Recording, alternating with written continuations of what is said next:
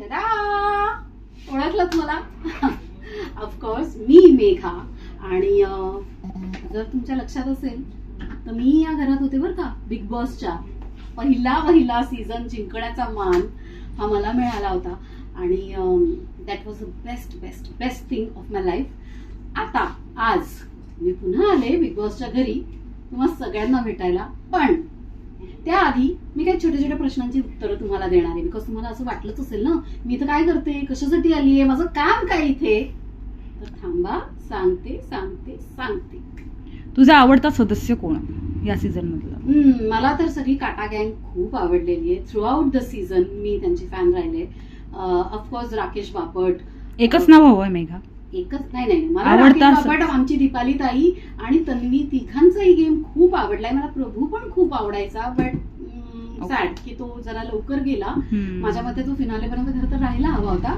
पण नेव्हरदलेस तो जेवढाही वेळ होता खूप छान खेळून गेला. आता या क्षणी मला खूप उत्सुकता आहे आणि मला असं वाटतं मीच काय अख्खा महाराष्ट्र एकाच गोष्टीचं उत्तर शोधतोय की या वर्षीचा विनर कोण होईल. बिकॉज हा सीझन असा झालाय ना की दरवेळेस जशी एखादी वर्ल्ड कपची फायनल होते ना आणि शेवटचे काही चेंडू राहिलेले असतात, मॅच कधी इकडे पण असते तिकडे पण असते आणि शेवटच्या बॉल पर्यंत कळत नाही की आता फायनली कोण ही ट्रॉफी उचलणार आहे. तशी यावेळेस हा सीझन झालेला आहे बिग बॉसचा सीझन. ओके, आता दुसरा प्रश्न क्विकली. मास्टर माइंड कोण वाटतं तुला? मास्टर माइंड विशाल आहे. ओके, एकच प्रश्न, एकच. विशाल. टॉप थ्री आरवी, तन्वी, दीपाली ताई.